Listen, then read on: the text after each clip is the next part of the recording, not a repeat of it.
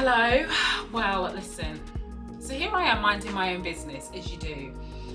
And you start getting these notifications on your phone. I'm like, Greg Clarke, who's that? Do you know what I mean? So I'm not going to go into the detail about what he said, because for anybody who doesn't know what he said, you can look it up. Google is a fabulous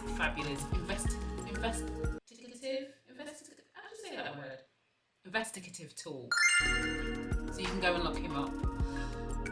This is a really good example of what happens when some people feel like they do not have to do any work in this space because they've worked in this country, because they've got black friends, because they've always championed for Asian people, because they've always been the person to speak up about this individual who happens to be black.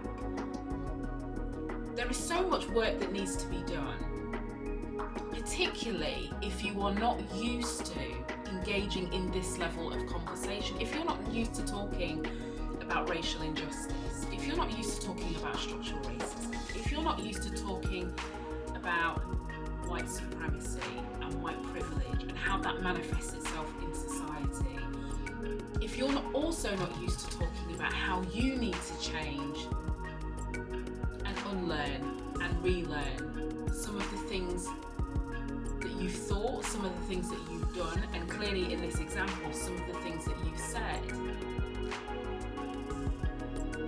you can never be part of the solution.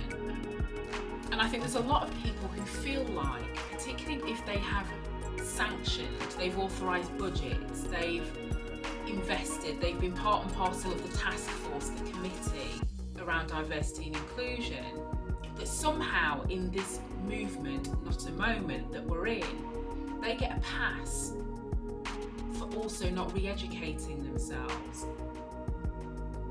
So this is not going to be a long video because I think it says what it needs to say, but the point is that if you feel like you know everything, you are likely to make a mistake like Greg made a mistake.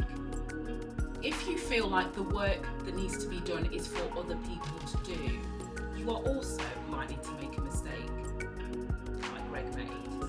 And if you're not already starting to think about, how do I sense check whether my views, my perspectives, even like the language that I use, how can I make sure I'm demonstrating that I'm making progressive change, which means I'm paying attention, which means I'm listening, which means I'm learning?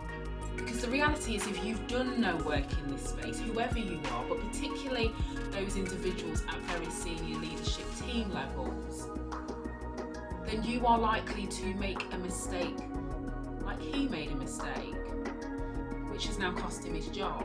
If you come from a place of humility and recognise the fact that there are things about systemic racism, there are things about the experiences of black people that you don't know.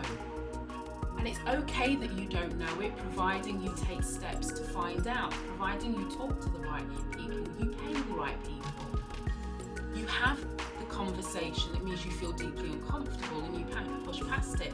You don't not have the conversation because you feel like, A, it's not a problem for you, B, you already understand it, so there's nothing more anybody can tell you, or C, it's not an issue in your organisation because nobody's talking about it.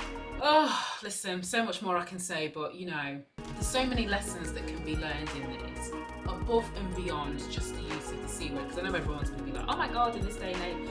For me, it's deeper than that.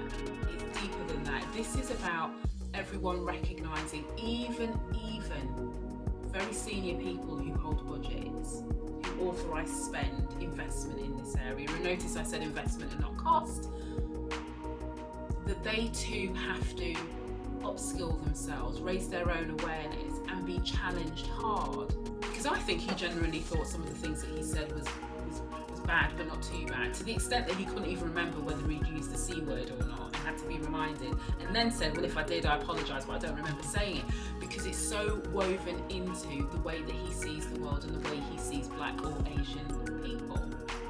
So that's just like my little short video in the moment, because this stuff has to be talked about, but there is a lesson to be learned. And I think if anybody internal, if you're in an internal role, HR, DEI, and you're struggling to get your senior leadership teams to demonstrate that they want to be part of the proactive change as well, just use this as an example and say, listen, you've got to find a way to engage in this, otherwise you could be saying something to the wrong people in public, and that's you done as well. Because listen, it happens all the time. It's just, it hasn't played out in the public, but it will do at some point. Somebody's going to say something. A customer, an employee, somebody's going to find out, somebody's going to project it to the world, and social media will do the rest. We know that. Anyway, thank you as always. And oh God, it's been a week for me in videos, hasn't it? I'm still recovering from the video I recorded on Sunday. Oh my life, did I get attacked? Oh, goodness me. I had to block a few people on YouTube for that, but it is what it is. Onwards we must continue. All right, speak to you soon. Bye.